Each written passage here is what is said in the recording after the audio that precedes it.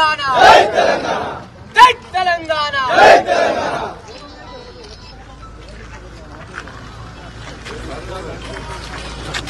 జై తెలంగాణ అరుణ్ కేసీఆర్ నాయకత్వం జై తెలంగాణ జోహార్ తెలంగాణ విద్యార్థి అమరవీరులకు జై తెలంగాణ నాయకత్వం సోనర్ సార్ జై తెలంగాణ జై తెలంగాణ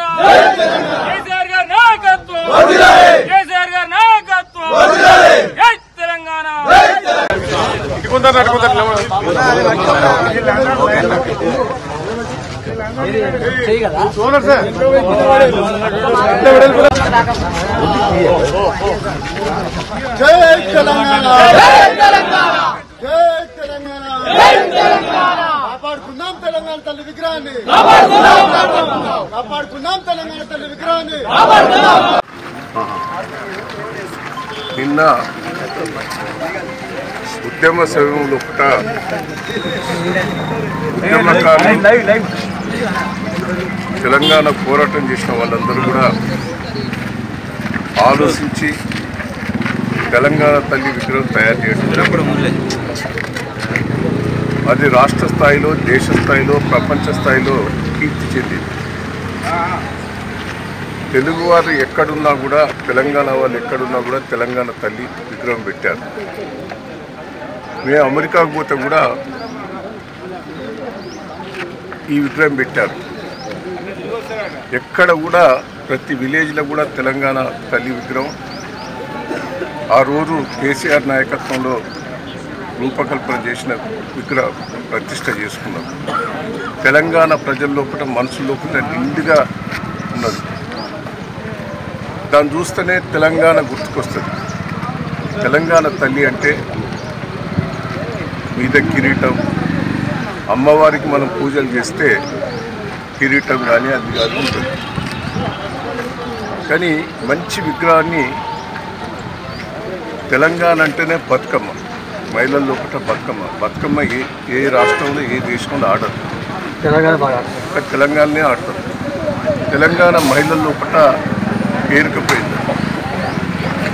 దాన్ని వదిలిపెట్టి ఇలా రేవంత్ రెడ్డి గారు అసలు ఆయన తెలంగాణ ద్రోహి అని తెలుగుదేశం పార్టీ నుంచి లెటర్ ఇవ్వని నేను పట్టుబట్టిన రోజు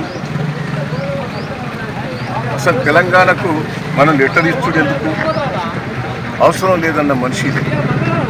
ఆ రోజు మేము 15 మంది ఎమ్మెల్యేలు వెంబడిపడి లెటర్ ఇవ్వకపోతే మేము పార్టీని వదిలిపెట్టమని ఆ రోజు చంద్రబాబు గారిని ప్రెజేయటం జరిగింది. ఒక 3-4 ఆ రోజు రేవంత్ రెడ్డి గారు చంద్రబాబుకు సపోర్ట్ చేశారు. మా భయంతో ఆ రోజు లెటర్ ఇచ్చారు. ఆయన ఎప్పుడు తెలంగాణకు వ్యతిరేకంగా ఉండేది. మేమందరం కూడా 15 మంది ఎమ్మెల్యేలు తెలంగాణ కోసం ఆ రోజు రిజైన్ చేస్తే ఈయన రిజైన్ చేయకుండా పోయింది ఈయన ఒక్కడే. అంటే ఎక్కడ పోయినా కూడా తెలంగాణకు వ్యతిరేకంగా పనిచేసిన రేవంత్ రెడ్డి ఆ రోజు సోనియమ్మనో 1000 మందిని చంపిన నరదేవత అన్నాడు, బలిదేవత అన్నాడు. ఈరోజు సోనియమ్మ చేపట్టి తెలంగాణ వచ్చిందంటారు. తెలంగాణ వచ్చింది కేసీఆర్ దయ వల్ల. మీరు 1000 మంది చచ్చిన తెలంగాణ ఇయ్యలే. కేసీఆర్ గారు చనిపోతే ఇక రాష్ట్రం మొత్తం అల్లకొల్లోలం అవుతుంది, దేశం అంతా అల్లకొల్లోలం అవుతుందని ఆయన చావు దగ్గరకు వచ్చినప్పుడు ఆయన భయపడి మీరు తెలంగాణ ఇచ్చారు. నేను ఒకటే అన్నా, ఎప్పటికి నేను ఒకటే అంటాను. తెలంగాణ ఇచ్చిన సోనియా గాంధీ తెలంగాణ ఇచ్చినామని చెప్దాం అనుకో, నువ్వు చెప్పినట్టే. మరి భారతదేశానికి స్వాతంత్రం ఇచ్చింది ఎవరు? బ్రిటిష్ వాళ్ళ పేరు చెప్పాలి కదా. మరి గాంధీ మహాత్ముడి పేరు ఎందుకు చెప్తారు?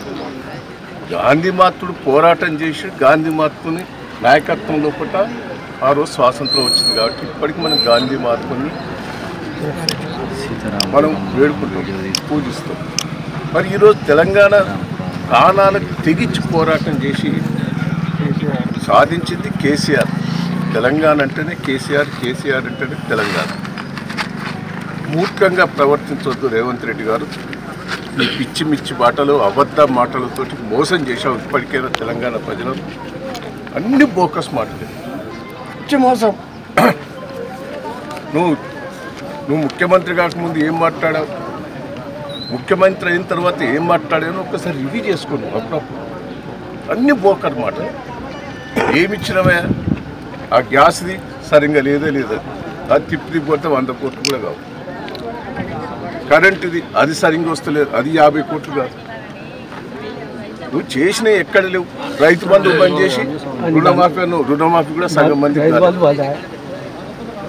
మందికి కాలే. రైతు బంధు రేవుతుందంటే టకా పెట్టుబడికి అవసరం కేసీఆర్ గారు ఇచ్చారు. నువ్వు పెన్షన్ అన్నావు, ఇదన్నావు, అదన్నావు, అన్ని బోకర్ మాటలే. ఎందుకు చేసుకుంటున్నావు? 55,000 ఉద్యోగాలు అన్నావు. 55,000 ఉద్యోగాలు, 30,000 ఉద్యోగాలు కేసీఆర్ ఇచ్చినే సర్టిఫికెట్ ఇచ్చి పేరు సంపాదించారు. దయచేసి ఇప్పటికైనా బ్రోకర్ మాటలు, అబద్ధం మాటలు, మోసం మాటలు బంద్ చేసి చిత్తశుద్ధితోటి పనిచేయి. నీళ్ళు వస్తలేవు, కరెంటు చక్కగా వస్తలేవు, రైతులు ఆగమాగం ఉన్నారు, ప్రజలంతా ఆగమాగం ఉన్నారు. కేసీఆర్ గారు ఇచ్చిన పథకాలే నువ్వు పూర్తి చేస్తలేవు. తర్వాత కేసీఆర్ కిట్ సరిగ్గా లేదు, నువ్వు తులం బంగారం ఉన్నావు, అది పోయింది. అన్ని అబద్ధ మాటలు చెప్పి సోనియా గాంధీ గారి బర్త్డే రోజు ఇస్తా అని చెప్పారు. మీటింగ్లు ఏం పెడుతున్నావు? ఏం ఉత్సవాలు? సిగ్గు లేకుంటే ఎందుకు ఉత్సవాలు పెడుతున్నావు? ఏం చేసినావు ఉత్సవాలు పెట్టుకుంటున్నావు?